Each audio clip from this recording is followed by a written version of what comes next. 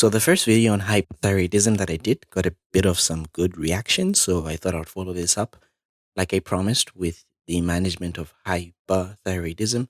The other two videos that I'm going to do on the channel are videos on hypothyroidism, videos on thyroid storm, and if people still want this content, I'll also do a video on thyroid nodules and thyroid malignancies.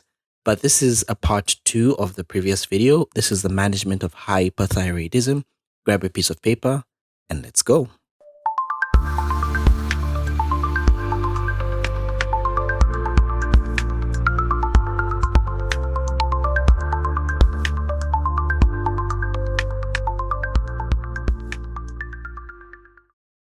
Hello and welcome to MK's Medical Review Series. My name is Dr. Moses Kazevu. This is a series on my YouTube channel where we look at medical topics in depth. Today we're going to be looking at the management of hyperthyroidism. If you haven't watched the previous video, pause this video right now and watch the previous video on hyperthyroidism where I discuss the concepts, the clinical features, the basic anatomy, the basic physiology that is required for you to understand this particular management of hyperthyroidism. Again, if you haven't subscribed, what are you waiting for? Hit the subscribe button, hit the bell notification icon so you never miss on such amazing content every time I post. So remember that the management of any condition largely would depend on what is causing that condition.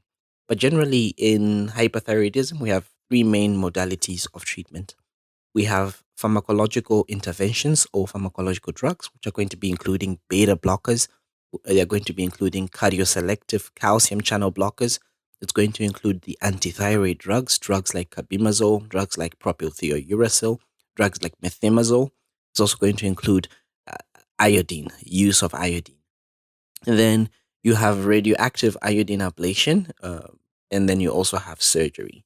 Remember that when you have a patient that has Graves' disease, they tend to respond very well to antithyroid drugs, while as those that have Graves' disease, toxic multinodular goiter, and even toxic adenomas tend to respond very well to radioactive iodine ablation. They tend to respond very well to surgery. So we'll begin by talking about the first treatment modality, which is the pharmacological management.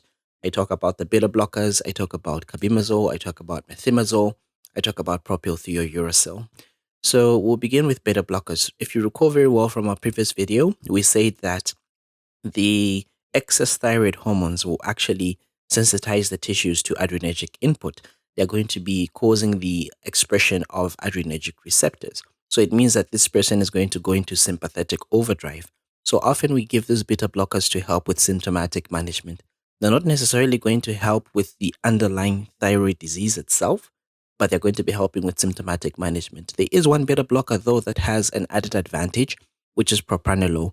At certain doses, at higher doses, it will actually even block the peripheral conversion of T4 to T3. So that's one of the beta blockers that you want to keep in mind. So generally, the manifestations which are going to respond to beta blockade are things like tachycardia, things like tremors, some mental symptoms like anxiety, even the lid lag. Then some things like heat intolerance and even sweating, diarrhea, and proximal myopathy may respond to the beta blockers, while as the manifestations which will not respond to the beta blockers are going to be things like the goiter itself, the exophthalmos, the weight loss, the bruise, the increase in oxygen consumption, even the increase in the circulating thyroxine levels. So like I told you, propranolol is our first mode of drug, and we give a dose of about 10 to 40 milligrams orally every 6 to 8 hours. Remember that we want to titrate this as well so that you don't get your patients into bradycardia. And if your patient has a heart block, you avoid these beta blockers. If your patient has Raynaud's phenomenon or Raynaud's disease, you avoid that. If your patient has severe asthma, you avoid beta blockers. That's where you use alternatives. And in this case, our alternatives in patients with asthma are going to be our cardioselective calcium channel blockers. So remember that your beta blockers are going to be working by blocking your beta receptors. Remember, you have beta 1 receptors on the heart, beta 2 receptors that are found in the lungs. So how do I remember this? You have one heart and you have two lungs. So beta 1 is on the heart, beta 2 is in the lungs. So if beta 1 is actually blocked, this is going to lead to reduction in the heart rate. So this is what is known as a negative chronotropic effect. Then beta 2, once this is blocked in the lungs, it may cause bronchoconstriction. That's why it's usually avoided in patients that have severe asthma. Then Your propranolol, like I said, is going to have an additional benefit. So it's going to block the peripheral conversion of T4 to T3. And there are some alternatives like atenolol and even metoprolol, but these only have the effect of blocking the beta 1. They're not going to be blocking the peripheral conversion of T4 to T3.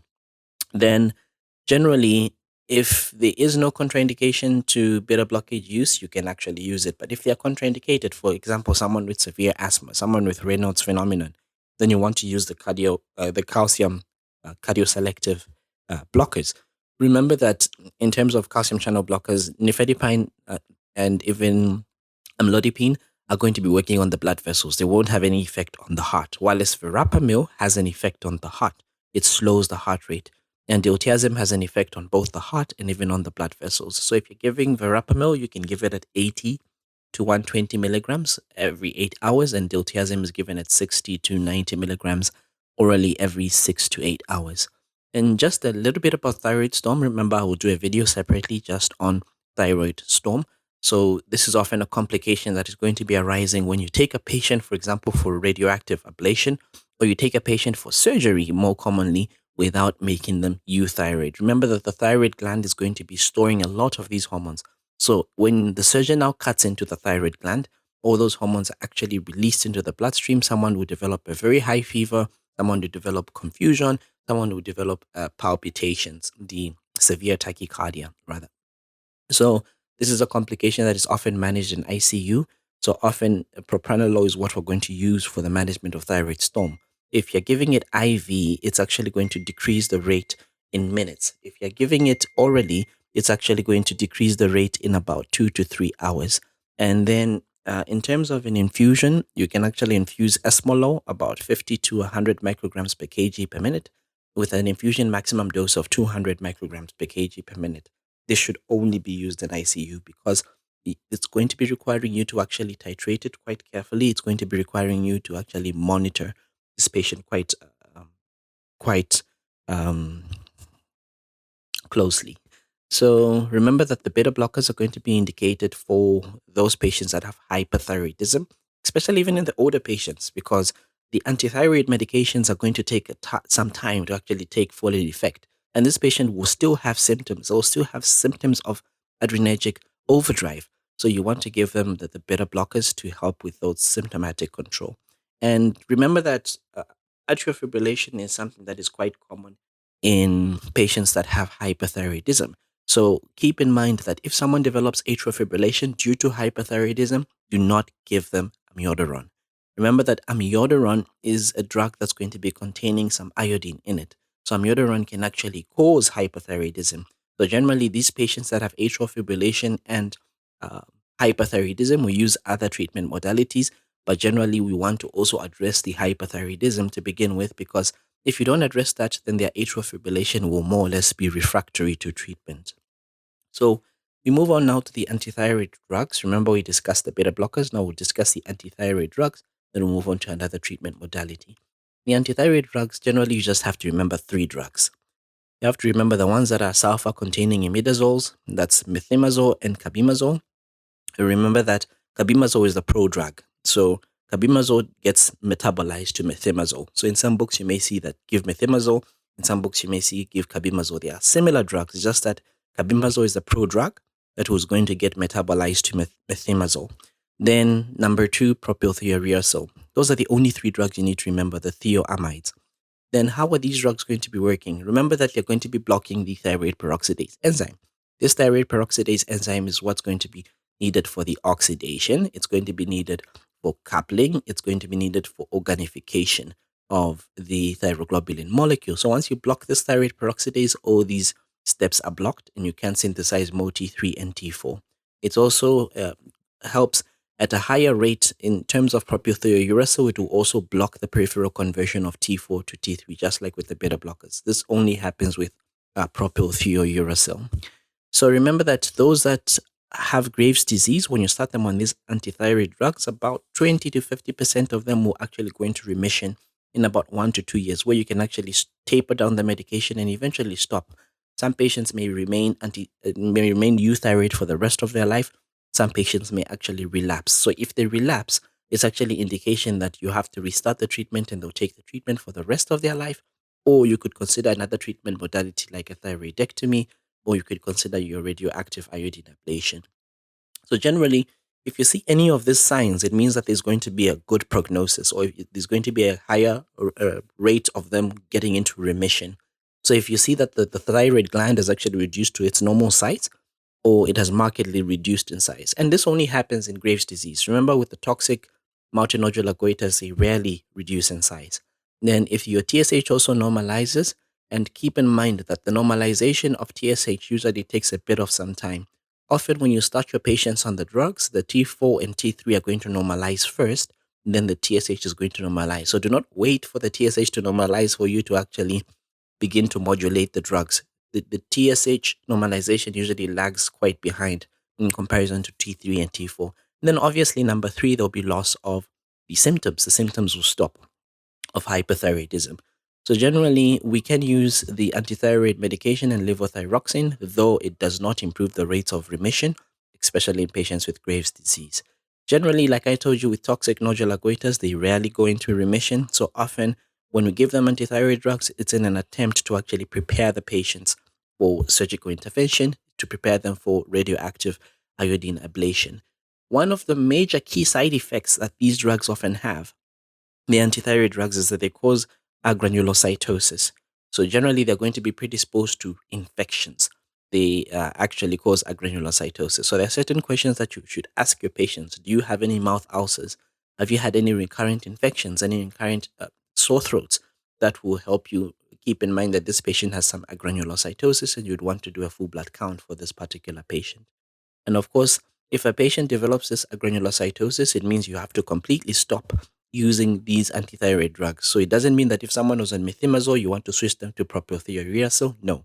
As long as you develop agranulocytosis, you want to now take into account another treatment modality. So you want to use, for example, radioiodine ablation. You want to use surgery instead. So moving on to carbimazole, remember, like I said, this is a prodrug and it's going to be converted to methimazole. So often this is the one that we find in our setup here. Methimazole is quite common in the US. Carbimazole is quite common here in Zambia. So the dose, generally, remember that the tablets are coming in fives. So there will be 5 milligrams, 10 milligrams, 15 milligrams, and 20 milligrams strength. So often the dose is roughly about 15 to 40 milligrams orally. You give it until the patient is euthyroid, which often takes about 4 to about 8 weeks. And often, once you have achieved that state of euthyroidism, then you can reduce the dose gradually to about 5 to 10 milligrams. And usually we keep them on this dose for about 12 to 18 months. Though there are two important strategies that are used by many clinicians. There's one strategy that's known as the titration method, where you start at a high dose, then once the symptoms have abated, you begin to reduce the dosage, you titrate the dose. Then there are others that is another regimen that's known as the block and replace regimen, where you give them a high dose of the carbimazole. For example, you give them a 40 milligrams of carbimazole, then you continuously give them this dose and you replace with the thyroid hormones. Generally, the titration method is much more superior compared to the block and replace method. So the higher doses must, of course, be given under the supervision of a specialist. And if you want to switch from carbimazole to propylthiouracil, remember 1 milligram of carbimazole is going to be equal to about 10 milligrams of propylthiouracil. But of course, this is not something that's just set in stone. You also have to look at the patient and adjust the dose based on the response. So generally, like I told you, the T3 and T4 normalize first. So they normalize weeks before the TSH actually normalizes. So use the T3 and T4 to titrate your doses and not the TSH, because the TSH may lag behind before it actually normalizes. Generally, doses that are less than 20 milligrams per day have less risk of agranulocytosis compared to PTU, which may cause agranulocytosis at any dose. So PTU has a greater risk of agranulocytosis, such that we only use PTU for two cases. We only use it in pregnancy in the first trimester of pregnancy, or we use it in thyroid storm. That's the only two indications where we actually use propylthiouracil. Number one, in patients that are having thyroid storm, and number two, in patients who are pregnant in the first trimester. The reason being that we avoid carbimazole and methimazole in the first trimester of pregnancy because it causes aplasia cutis congenita, which I will show you a picture of. So generally, For those that are having the blocking and replacement regimen, combined with levothyroxine, 40 to 60 milligrams daily can be given for about 18 months. So these are the two regimens that I was talking about. So the titration method, where we start off with 40 milligrams of carbimazole, then we gradually reduce until the patient is euthyroid, where we're monitoring the T3, the T4, and the TSH. Typically, it is continued for about 12 to 18 months. It has fewer side effects than those that have a block and replace regimen. That's why I say it's superior compared to the block and replace. In the block and replace regimen, you're giving the carbimazole 40 milligrams, and then the thyroxine is added when the patient is euthyroid. This one typically lasts for about 6 to 9 months. Side effects that you need to keep in mind are granulocytosis, very important, and neutropenia, very important. So you want to ask your patient if they have any features of infection, any sore throat, any ulcers in the mouth, any bruising, any fever, any malaise, or any non-specific illness. You want to be monitoring the full blood count, and if there's any evidence of neutropenia, you want to stop the carbimazole. There is an increased risk of congenital malformations, like I told you, the aplasia cutis congenita. As you can see here, this part of the skin has failed to fuse. And this has actually led to serious court cases. There's some people that have actually been sued. So make sure that when you see a patient that is a hyperthyroid patient and they are pregnant in the first trimester, switch them from carbimazole to propylthiouracil. So generally, it may also cause choanal atresia. So women of childbearing age, avoid putting them on carbimazole if they are pregnant. But if they can't take propylthiouracil for some reason, they should use effective contraception. And when they get pregnant, they should come to the hospital as early as possible. So generally, it should only be considered in pregnancy after you do a thorough risk versus benefit assessment. So generally, if you're using these drugs, use the lowest dose possible, because these drugs are quite toxic. They cross the placental barrier and they can cause congenital defects. Propylthiouracil is what we use in the first trimester, but in the second and the third, we can switch them back to carbimazole or methimazole. Acute pancreatitis is one of the other side effects which you want to stop the drug. Other side effects include things like hemolytic anemias, severe cutaneous adverse reactions. It can cause thrombocytopenia, alopecia, angioedema, dyspnea, eosinophilia, fevers, GIT disorders, generalized lymphadenopathy, hemorrhage, headaches, hepatic disorders, insulin autoimmune syndrome, leukopenia, malaise, myopathies, nausea, nerve disorders, neutropenia, salivary gland enlargement, skin reaction, and even loss of taste. But the two important ones is congenital defects, which is aplasia cutis congenita, as well as choanal atresia. And the second one is it causes agranulocytosis. Those are the two important side effects to always keep in mind that are testable even on exams. So generally, we use it in caution in those with severe hepatic impairment. It does cross the placental barrier, and also is present in milk, so it doesn't preclude breast feeding. As long as the neonatal development is closely monitored, you can still use it. And the lowest effective dose is used, so it's also present in breast milk.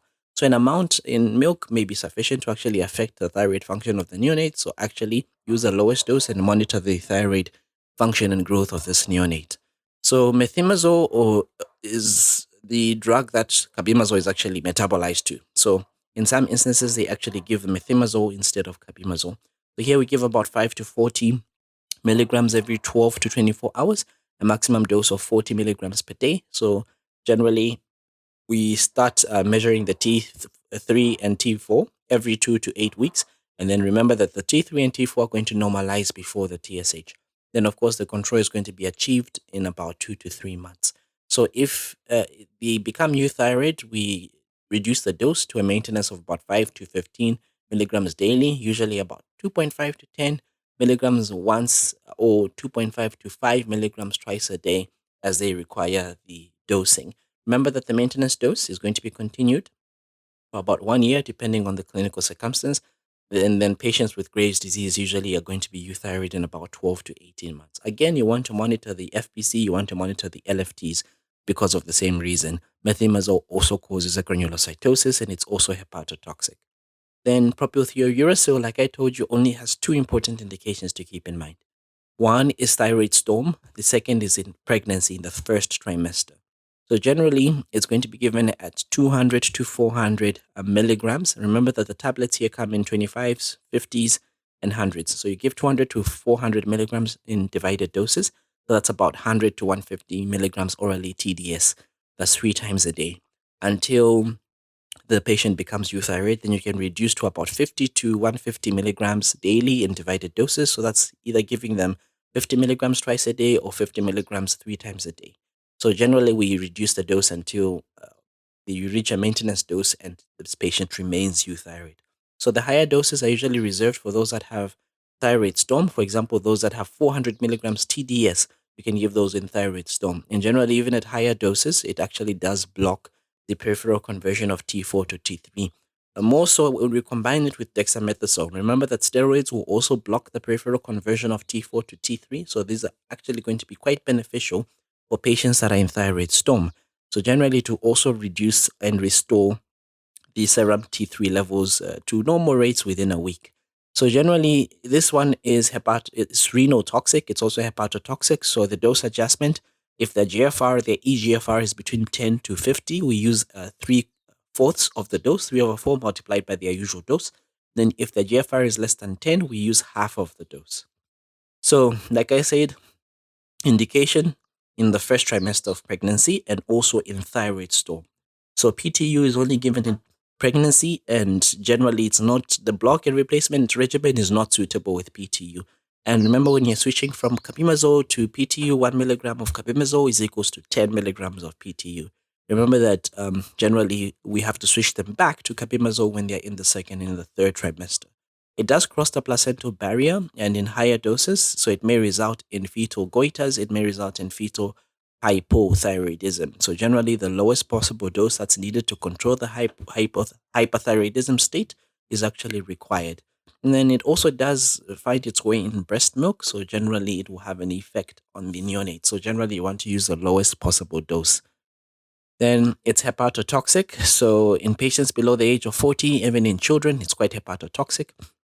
Severe reactions have actually been reported, including fatal cases, and even those that have required liver transplants. So if you see there's this significant rise in the liver enzymes, you want to stop this. So before you start your patients on your PTU, make sure that this patient doesn't have any hepatic dysfunction. So you should teach your patients to recognize any of these symptoms of liver disorder, things like yellowing of the eyes, darkening of the urine, itching of the skin, anorexia, nausea, vomiting, fatigue, abdominal pains, and they should come back, you check the liver enzymes, and if they're significantly raised, you stop the drug. And then granulocytosis, just like with the carbimazole and methimazole, bone marrow disorders, acute glomerulonephritis, hearing impairment, leukopenia, thrombocytopenia, vomiting, alopecia, arthralgias, arthritis, encephalopathy, headaches, hepatic disorders, hypoproteinemia, or rather hypoprothrombemia, interstitial pneumonias, lupus-like syndromes, lymphadenopathies, myopathies, nephritis, skin reactions, taste alterations, and even vasculitis. Then moving on to the last pharmacological modality, it's iodine. I know you guys are going to be quite surprised. You're like, what? How are we using iodine in the treatment of thyroid disorders? Isn't that going to make things worse? Now, if you remember very well, from our previous video, I talked about the Wolff-Chaikoff effect. When you actually give a patient a lot of iodine, it's going to actually inhibit the sodium iodide symporter. That's what you recall as the Wolff-Chaikoff effect. So generally at therapeutic doses, it's going to be blocking the release of T3 and T4 within hours. It will inhibit the organification of iodine. So generally this is a transient effect. It actually lasts from a few days to a week. After the inhibition, it's going to stop. So generally we use this in thyroid storm. We also use it in preparing the patients for surgery. So you can use it for those that are going for an emergency surgery, an emergency thyroid surgery. We can use potassium iodide to actually, or the sodium iodide solution to actually block the thyroid gland. It actually helps in actually reducing the thyroid gland vascularity, so it will make it much easier to actually remove the thyroid gland in surgery. So generally, it's not going to be used for routine treatment of hyperthyroidism. So how do we give it? So if it's potassium iodide, we give about 2 to 3 drops. That's about 100 to 150 milligrams of the saturated potassium iodide solution, which is known as Lugol's iodine. And we give it orally once a day, or you can give it 4 times a day, and make sure that you dilute it quite well in milk or with water. If you're giving it IV, give sodium iodide in 1 liter of normal saline solution. That's about 0.5 to 1 gram IV, slowly, once a day. Complications include inflammation of the salivary glands, conjunctivitis, it can cause a rash, and it can cause erectile dysfunction, especially with long term use. Then, moving on to the second modality of treatment, which is the radioactive iodine ablation. Here, the thinking is this: you're giving a form of iodide, which is radioactive. Remember that the thyroid gland tends to saturate a lot of this iodine. So, once it saturates this radioactive iodine, it will go and kill off the cells where this iodine is actually saturated. So, we use iodine 131, and generally, there's a small risk of actually developing secondary malignancies. The dose here is not really standard because the response differs. There are some people with different thyroid glands that may not respond to certain doses, but generally, a standard dose that most clinicians actually use is about 8 to 15 millicurie.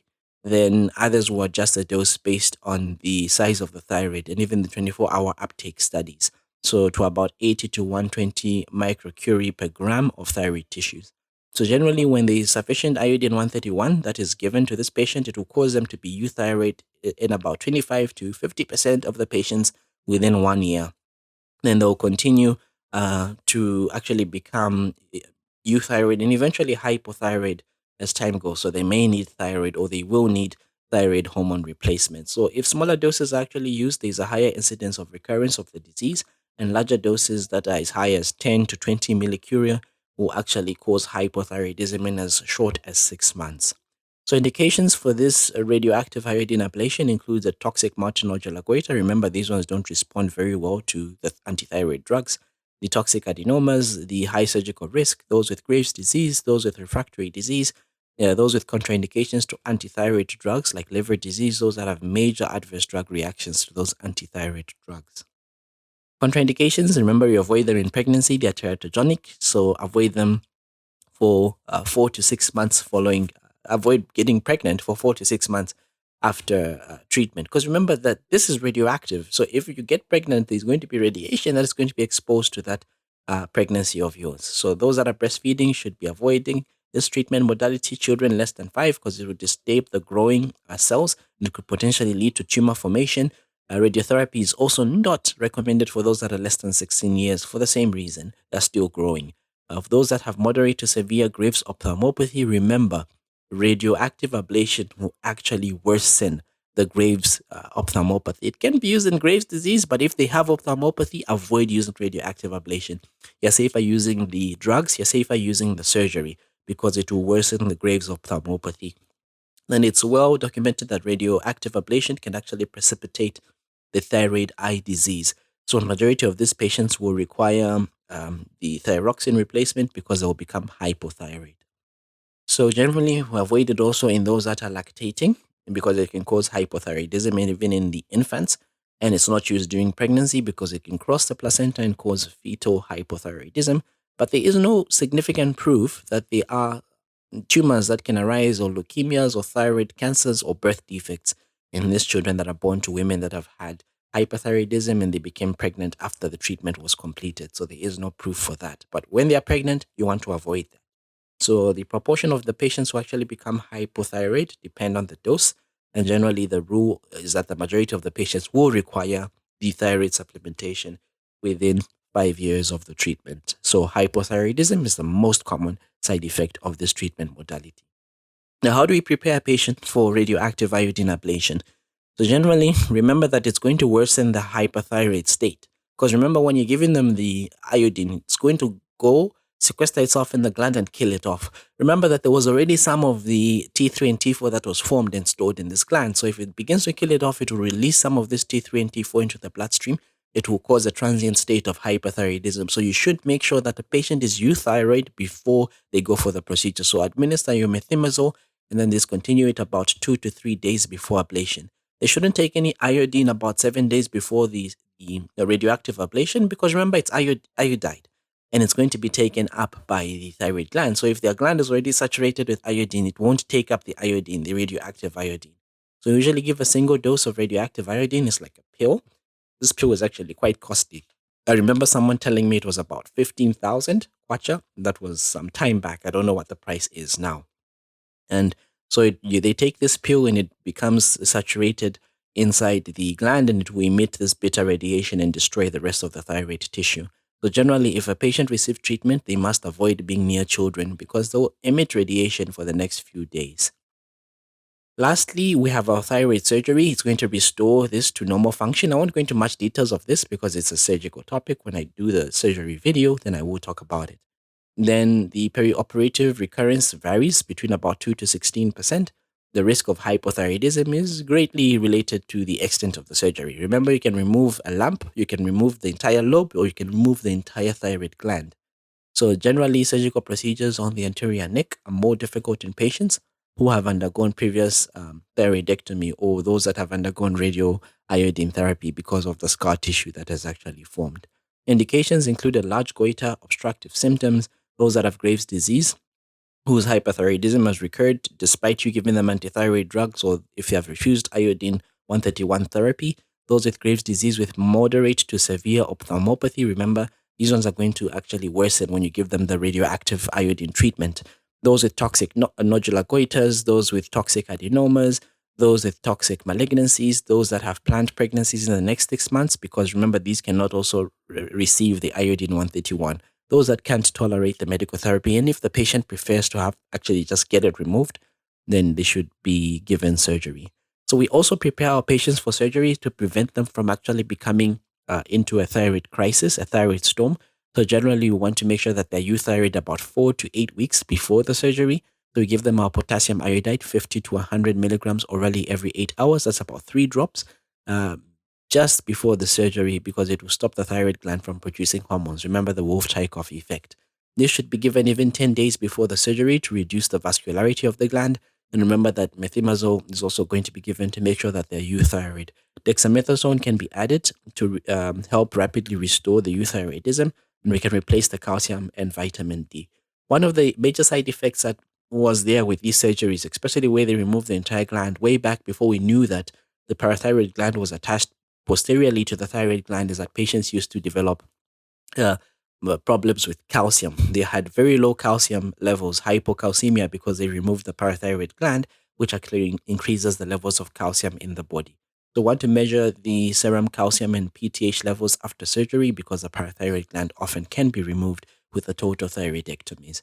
So, the procedures that are often done are you can do a near or a subtotal, or you can do a total thyroidectomy for patients with Graves' disease or toxic multinodular goiter. You can do a total thyroidectomy for those patients that have Graves' disease.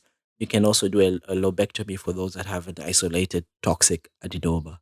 Lastly, the complications include thyroid storm and even vocal cord paralysis and even hypoparathyroidism, which is now uncommon because often the parathyroid glands are taken out and they are reimplanted into the sternocleidomastoid muscle. Thank you for spending your time to watch this amazing video on management of hyperthyroidism. If you enjoyed such content, do not forget to share the content, subscribe, hit the bell notification icon, drop a comment in the section below. To Zambia and beyond, my name is Dr. Moses Kazevu. Until next time, bye bye.